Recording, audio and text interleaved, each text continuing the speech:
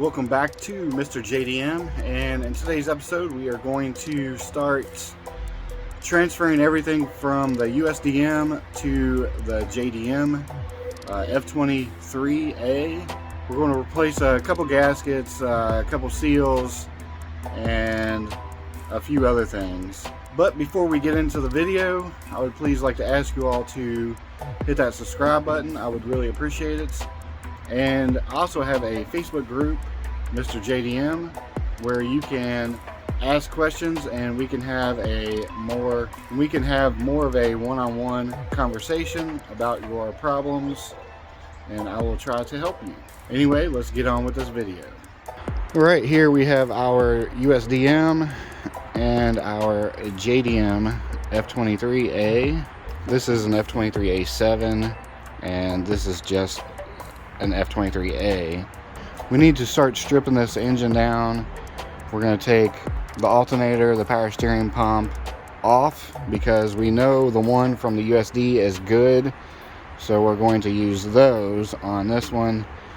The intake manifold we're going to completely remove because this one has cruise control on the throttle body. I could just swap throttle bodies, but I'm going to go ahead and swap the whole intake manifold over. And then obviously we need the wiring harness from the USDM on the JDM. The JDM wiring harness has been cut off completely, so it is no good. We're also going to use the US distributor cap, so that's going bye-bye. And the rear main seal I'm going to go ahead and replace. Now this one has a new water pump and timing set, so this is going to be transferred over to the JDM engine. And there's a few things like, you know, the oil cap has been broke, so we're going to swap that over. Obviously we're going to pull the exhaust manifold off because we have the full one right here, plus the gasket's new anyway. And then obviously the transmission needs to be transferred over. So now that we have a game plan and we know what we're doing, let's get started.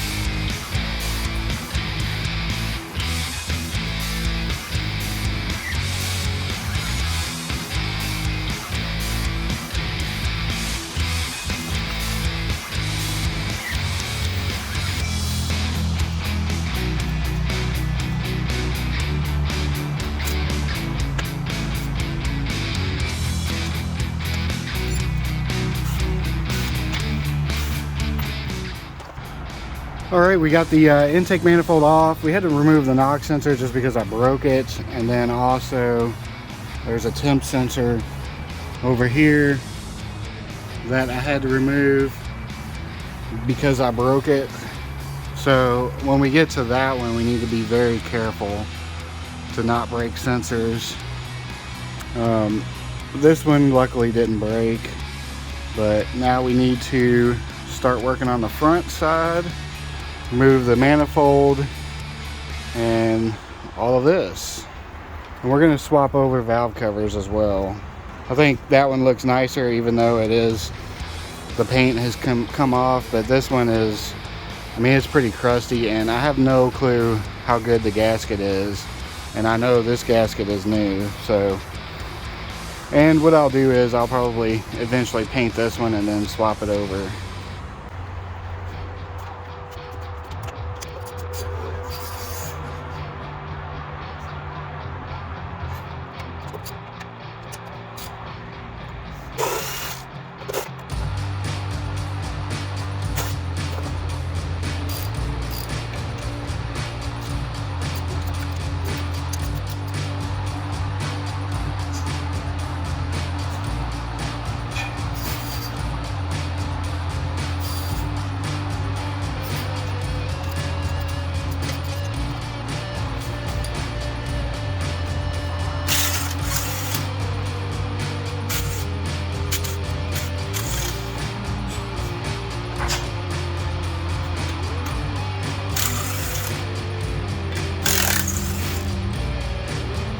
We've got one bolt right down here that I can't get to without taking this off, so we're going to move to that.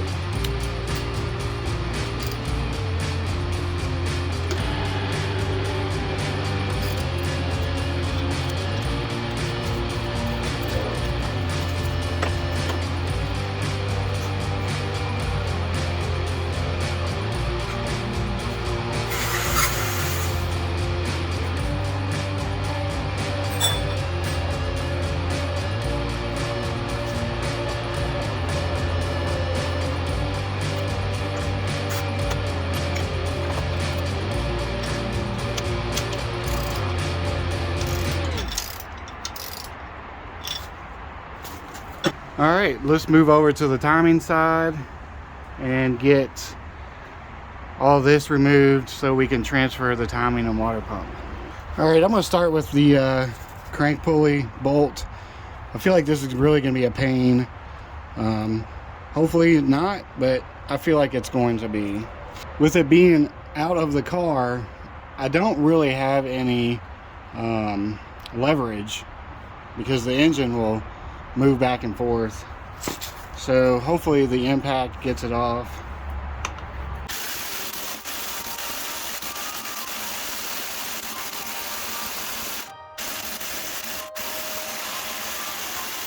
That is extremely loud, but yeah, that's pretty much what I thought. All right, so we're gonna try the Honda tool and try to break this free.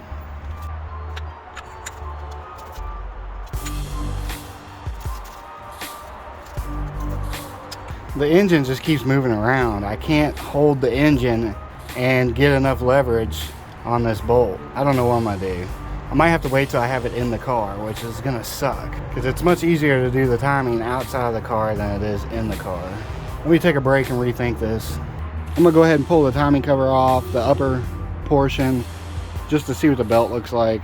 But I definitely am gonna replace all that. I probably will just wait till I get the transmission on here, because then there'll be more mass and it might make it heavier and easier to pull that off. If not, I'm just gonna have to wait till I get it in the car before I can get that pulley off.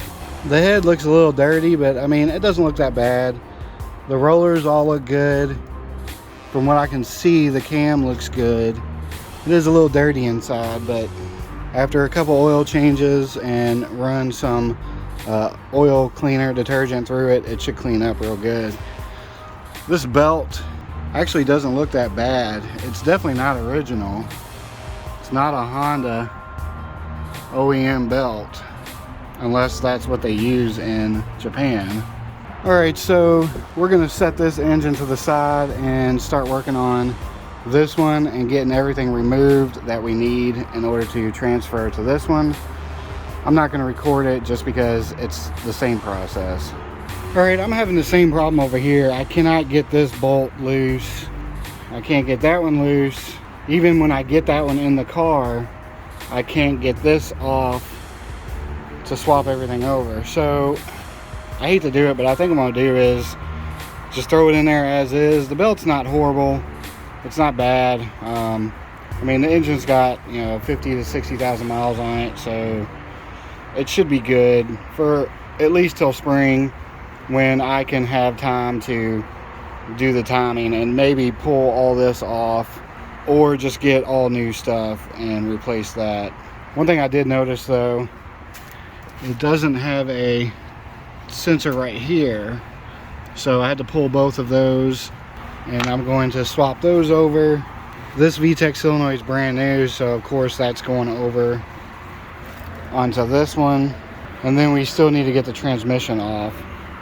But I did get all the wiring removed, the whole intake manifold removed. It's just a time-consuming process, but we're getting there. All right, we got our automatic flex plate thing off, and here's our rear main seal. It doesn't look that bad, but we're gonna go ahead and replace it anyway. So we got to pick this thing off and try to pick it out.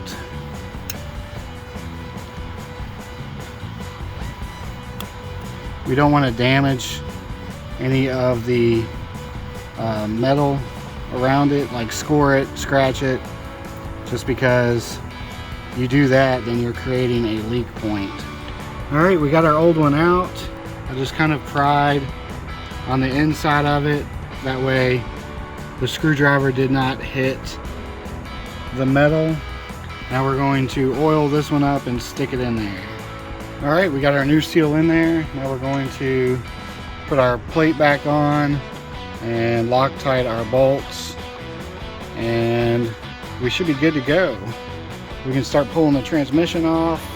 Actually, we need to do the oil cooler first, and then we can take care of the transmission and get this half shaft. All right, so we got the oil cooler off. I went ahead and put some gasket maker in there just because this gasket, I mean, it feels okay, but I don't have a replacement, and you know, it's probably 30 years old. Now I also had to swap the tube, the water tube or whatever you want to call it, just because this one has this nozzle right here, the JDM one does not. And then I need to pull this thing off and screw it into here. So yeah, that's pretty much what I got to do next. All right, it's the next day. Last night I got the oil cooler put back on, and I had to swap out the water tube just because there is a nipple right here for the oil cooler to connect to. We got the VTEC solenoid installed. Now we just need to get this back on with the wiring harness.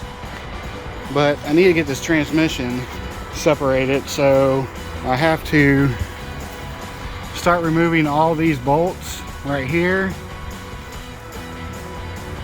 I'll rotate it, unscrew, and then I can start getting the main bolts disconnected from the old engine.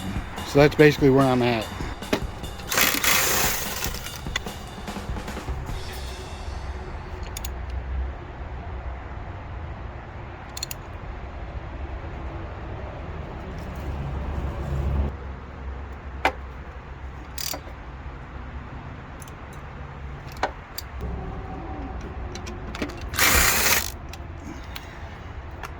All right, we got all those bolts removed. I should have done that while the engine was still in the car, but I didn't. Now we can lower it and start to remove all the main bolts and separate the transmission from the engine.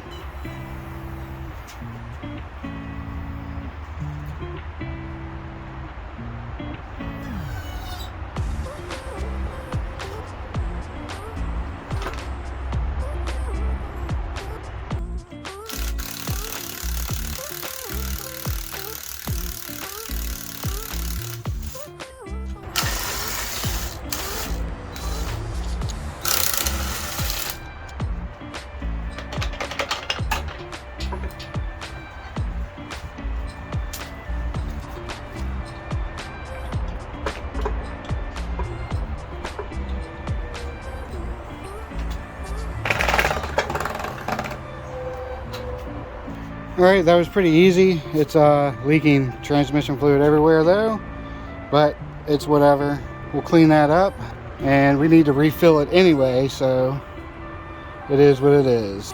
Alright, so it's already kind of dark. I'm getting started late, so the only thing I'm going to do is I'm going to get the engine attached to the transmission.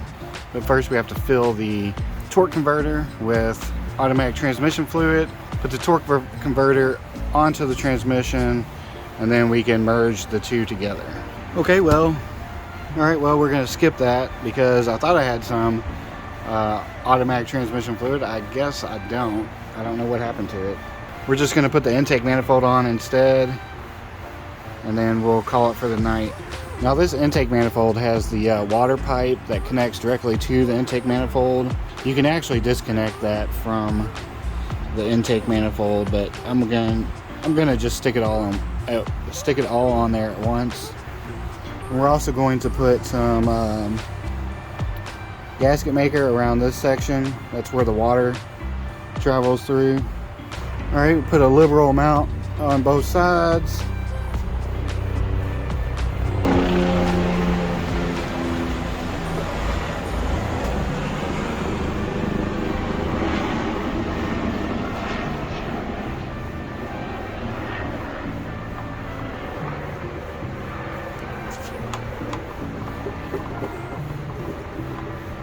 We're going to get one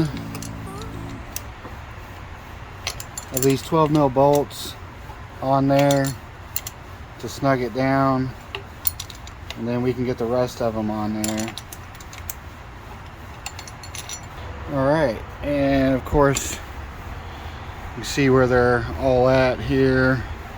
Over here, there's one over here, and there's one down there. That one's really hard to get to, and then there's a few underneath.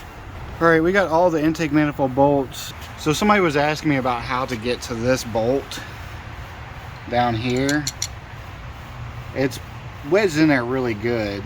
You can get to it with a wrench. It's just really difficult when it's inside the car, but it can be done.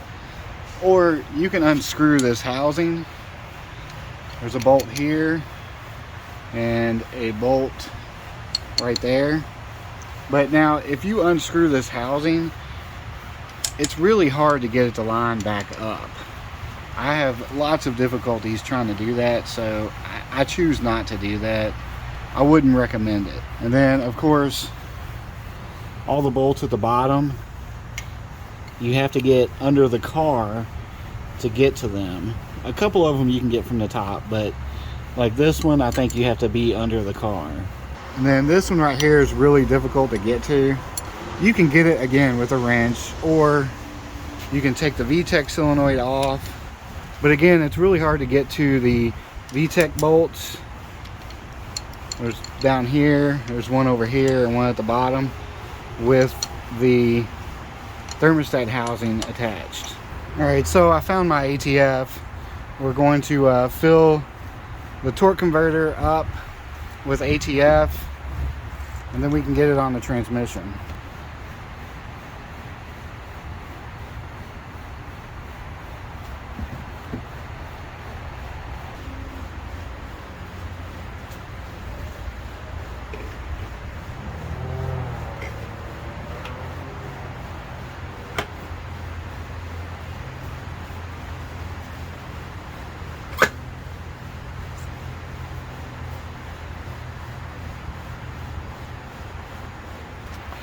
You'll be able to feel it click in, and then now we can mount the transmission to the engine.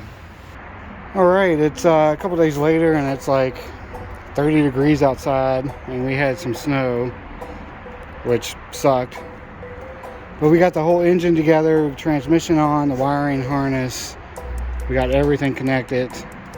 We're going to try to raise it on this side instead of the other side, just because the exhaust sits more to this side of the engine. Hopefully we can raise it up more evenly. So let's raise it up and slide this guy up under the car.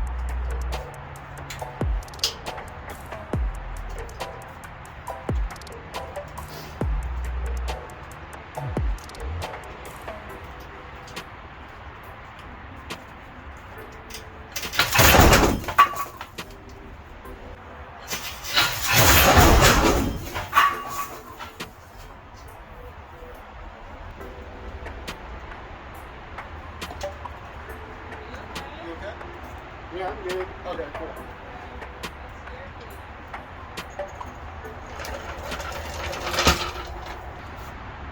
Well, obviously that didn't work.